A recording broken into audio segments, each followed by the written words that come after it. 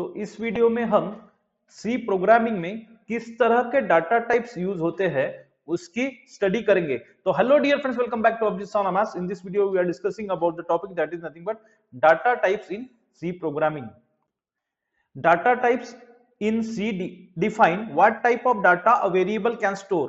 तो प्रोग्रामिंग में जो डाटा स्टोर होता है, जो वेरिएबल होता है, वो किस प्रकार का डाटा है, वो इंट है, कैरेक्टर है, फ्लोट है। तो इस प्रकार से वो डाटा जो स्टोर होता है उस they are essential because they tell compiler how much memory to allocate and how interpret the stored value। तो वो कंपाइलर को बताता है कि वो कितना मेमोरी एलोकेट करेगा और इंटरप्रेट द स्टोर्ड वैल्यू, और प्रोसेसिंग के लिए जो स्टोर्ड वैल्यू है वो प्रोसेसिंग के लिए बहुत इंपॉर्टेंट है। बेसिक प्राइमरी डाटा टाइप्स में आते हैं डाटा टाइप्स इंट। ये है स्टोर्ड इंटीजर्स, होल नंबर्स। तो ये इंटीजर स्टोर करता है। यो वेरिएबल में जैसे x इक्वल्स टू, यहाँ पे इंटीजर वैल्यू स्टोर होगी 10 या y इक्वल्स टू -5, ये सब इंटीजर वैल्यू यहाँ पे स्टोर होती। तो ये data type int data type है। उसके बाद में फ्लोट वैल्यू, यानी कोई भी डेसिमल का जो वैल्यू है, stored decimal number, single precision. यहाँ पे जो वेरिएबल में अगर डेसिमल वैल्यू स्टोर होती है तो वो है फ्लोट डाटा टाइप। और अगर डबल प्रिसीजन यानी लॉन्ग टर्म डेसिमल्स, यानी ज्यादा डेसिमल्स हमको तक अप टू ज्यादा डेसिमल तक अगर हमको वैल्यू लेना है, एक्यूरेसी लेवल अगर मेंटेन करना है, तो यह डबल डाटा टाइप यूज होगा। और उसके बाद में अगर सिंगल कैरेक्टर अगर हमें लेना है तो यह क्यार डाटा टाइप। तो इस प्रकार के इंट, फ्लोट, डबल और क्यार ऐसे प्राइमरी 4 डाटा टाइप्स है।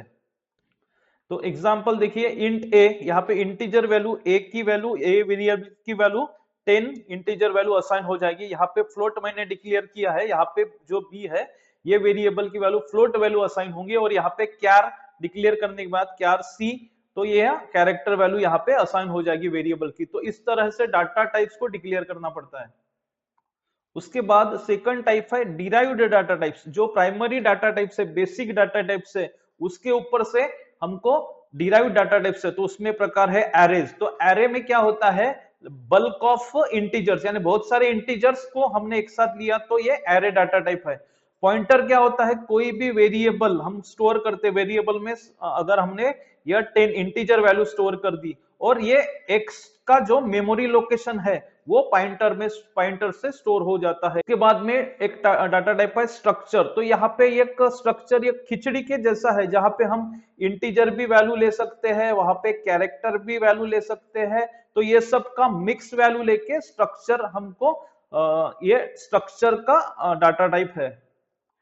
और उसके बाद है यूनियंस। यूनियंस में at a time single data type पे प्रोसेसिंग होगी।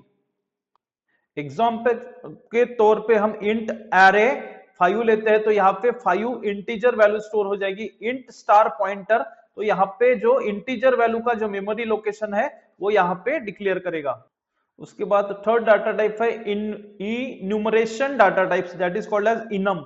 यहाँ पे एक फिक्स्ड वैल्यू है, जैसे हफ्ते में 7 दिन है तो 7 दिन फिक्स्ड ही रहते हैं।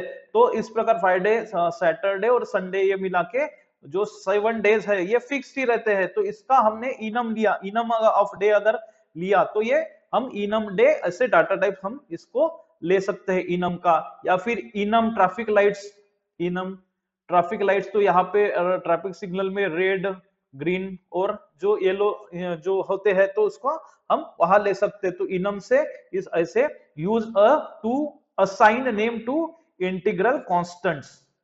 उसके बाद और एक डाटा टाइप है that is void data type. तो रिप्रेजेंट नो वैल्यू, इसका रिटर्न जीरो, कोई भी वैल्यू नहीं करता है।